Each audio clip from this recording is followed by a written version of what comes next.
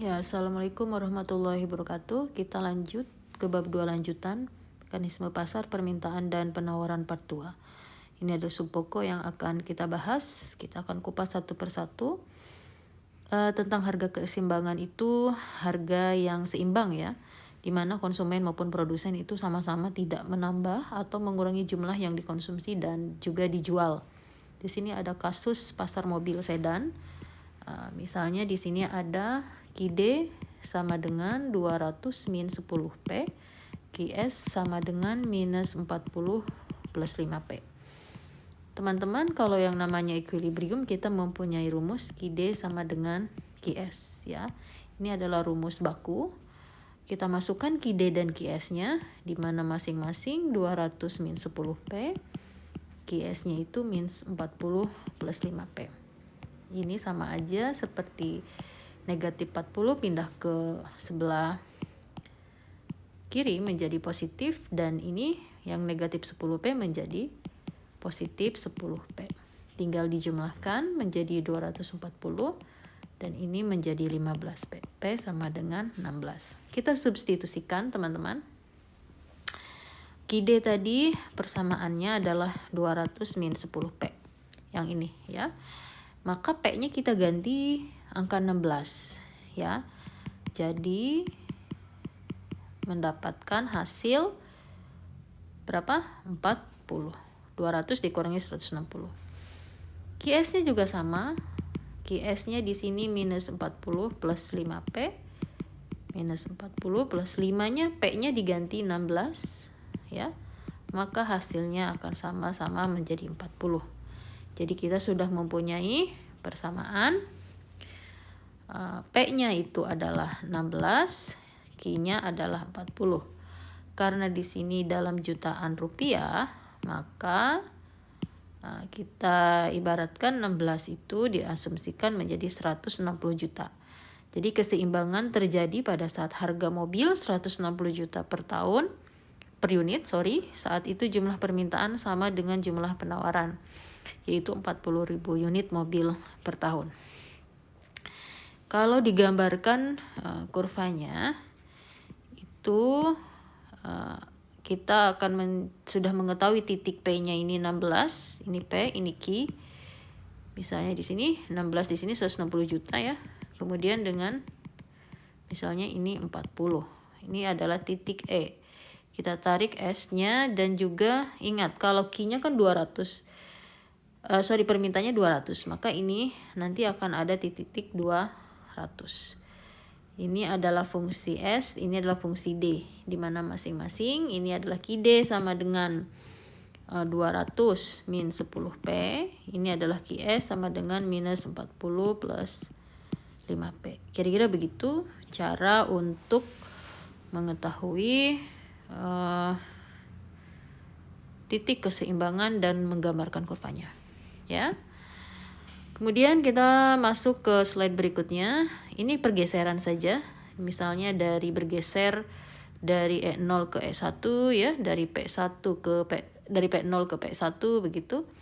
Ini juga sama. Ini kurva-kurva yang mengalami pergeseran. Kemudian surplus ekonomi. Surplus ekonomi ada dua, yaitu yang dialami oleh konsumen dan juga produsen.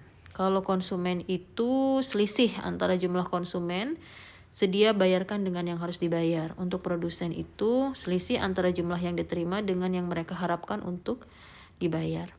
Kemudian kegagalan pasar itu ada 5 ya. Kenapa terjadi kegagalan? Ini ada 5 penyebab ya. Pertama, itu ada informasi yang tidak sempurna. Ya. Ini informasi ini kadang yang tidak sempurna ini menyebabkan kegagalan pasar. Misalnya ketika membeli mobil bekas ya. Padahal kan untuk memperoleh informasi tentang mobil itu kita harus seringkali membayarnya ya. Biar informasi itu ada misalnya. Kemudian juga mengenai untuk mengetahui kualitas calon pegawai, misalnya mereka juga terpaksa harus menggunakan konsultan ya untuk menikmati jasanya. Dan juga perusahaan harus membayar ya. Kemudian yang kedua adalah daya monopoli ya. Daya monopoli itu berarti ada cuma satu pemasar di sini ya. Tunggal gitu ya. Nah, ini cuma satu ini mereka mampu mempengaruhi pasar ya, sehingga juga bisa menentukan tingkat harga. Nah, kemampuan inilah yang menyebabkan barang yang diproduksi itu lebih sedikit, harganya tinggi ya. Sehingga terjadilah kegagalan pasar. Ada eksternalitas. Apa itu eksternalitas? Itu adalah keuntungan atau kerugian yang dinikmati atau diderita pelaku ekonomi ya sebagai akibat tindakan pelaku ekonomi yang lain. Nah, misalnya di Provinsi Lampung banyak pabrik tapioka yang mencemarkan lingkungan dengan membuang limbahnya ke sungai. Kerugian yang diderita masyarakat sekitarnya itu tidak masuk ya dalam perhitungan biaya produksi tapioka. Makanya seringkali mereka suka membayar dengan biaya sosial ya. Itu yang dimaksud dengan kegagalan pasar. Contoh eksternalitas. Selanjutnya ada barang publik. Barang publik itu apa? Barang ini nanti akan dibahas selanjutnya sih. Kalau barang publik itu seperti jalan raya ya. Itu adalah contoh dari barang-barang publik. Nah, ini akan dibahas di pertemuan berikutnya. Yang terakhir ada barang altruism, yaitu barang di mana kita juga barang yang ketersediaannya berdasarkan sukarela ya, karena rasa kemanusiaan. Misalnya itu ada kita menyumbangkan darah. Nah, darah ini kan suplai darah itu ada karena adanya rasa kemanusiaan ya, ingin membantu sesama manusia. Apabila untuk barang ini diserahkan kepada mekanisme pasar, maka tidak akan terjadi pasar ya, karena aspek suplainya bertentangan dengan ajaran agama ya. Akan terjadi kegagalan pasar atau market failures. Oke, kita masuk kepada slide berikutnya. Ini ada kebijakan pemerintah dalam intervensi harga pasar. Ada 5 poin. Tujuan dilakukannya campur tangan pemerintah untuk menjamin agar kesamaan hak bagi setiap individu itu dapat tetap terwujud dan eksploitasi dapat dihindarkan. Kemudian menjaga agar perekonomian dapat tumbuh dan mengalami perkembangan yang teratur dan stabil. Kemudian mengawasi kegiatan-kegiatan perusahaan, terutama perusahaan-perusahaan besar yang dapat mempengaruhi pasar, agar mereka tidak menjalankan praktik-praktik monopoli yang merugikan. Kemudian menyediakan barang publik atau public goods untuk meningkatkan kesejahteraan masyarakat. Dan yang terakhir juga mengawasi agar eksternalitas kegiatan ekonomi yang merugikan masyarakat itu dapat dihindari atau dikurangi. Ya. Di sini ada kontrol harga ya, yaitu ada tujuan kontrol harga ini melindungi konsumen ya atau produsen. Nah, ada 2 ya di sini, ada bentuk kontrol harga itu untuk pendapatan harga dasar dan harga maksimum. Nah, untuk harga dasar ini atau floor price ini adalah tingkatan harga minimum yang diberlakukan ya. Bila pemerintah menetapkan misalnya harga dasar gabah Rp700 per kilo, pembeli harus membeli gabah dari petani dengan harga serendah-rendahnya 700 per kilo. Contoh lain, bila pemerintah menetapkan upah minimum tenaga kerja misalnya Rp15.000 per hari, maka majikannya harus membayar tenaga kerja paling tidak Rp15.000 per hari. Itulah yang dimaksud dengan harga dasar ya. Kemudian ada juga harga tertinggi ya, atau selling price. Selling price ini batas maksimum harga penjualan oleh produsen. Nah, di Indonesia yang paling terkenal itu misalnya penetapan harga patokan setempat atau HPS untuk semen.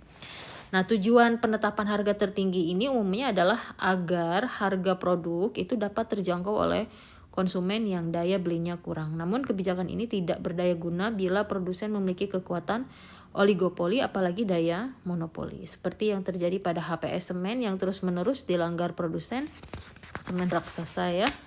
Kemudian ada juga nih kuota. Kuota ini selain dengan pembelian, pemerintah juga mempengaruhi tingkat harga dan melakukan kebijaksanaan kuota. Ya, kuota di sini adalah pembatasan produksi. Apa itu kuota? Kuota adalah pembatasan produksi. Misalnya pemerintah ingin menolong petani jagung ya dengan cara membatasi jumlah produksi kuota untuk meningkatkan harga misalnya gitu. Nah, kita juga nanti akan mengenal pajak dan subsidi. Pajak itu dilihat dari satu sisi, pajak memberatkan karena membuat harga barang menjadi lebih mahal. Namun di sisi lain pajak dibutuhkan sebagai apa? Penerimaan negara ya, yang fungsi-fungsinya direalisasikan untuk kepentingan umum. Kalau subsidi itu untuk menolong ya. Nah, subsidi itu kalau bagi konsumen itu positif, tapi kalau bagi produsen itu menambah beban ya yang harus dikeluarkan. Nah, itu. Kemudian ada tarif dan kuota.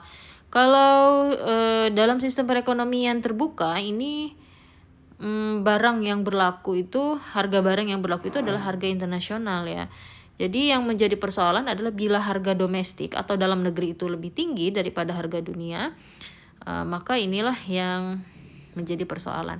Nah, sebab dengan mekanisme pasar bebas terpaksa dilakukan impor ya untuk memenuhi kebutuhan dalam negeri. Walaupun dari sudut konsumen hal ini menguntungkan, tetapi demi melindungi industri dalam negeri, pemerintah menempuh kebijakan protektif dengan memberlakukan tarif. Tarif itu pajak impor dan kuota impor ya. Kuota impor itu maksudnya pembatasan jumlah impor. Apa tadi?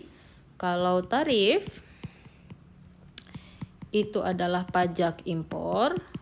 Nah, kalau kuota itu adalah kuota impor, itu adalah pembatasan jumlah impor, jumlahnya yang dibatasi ya. Oke, kita next selanjutnya. Oh ya, sudah selesai ya untuk yang part 2 ini. Adapun nanti kita akan masuk ke bab 3. Oke? Bab 4, maaf. Terima kasih. Assalamualaikum warahmatullahi wabarakatuh.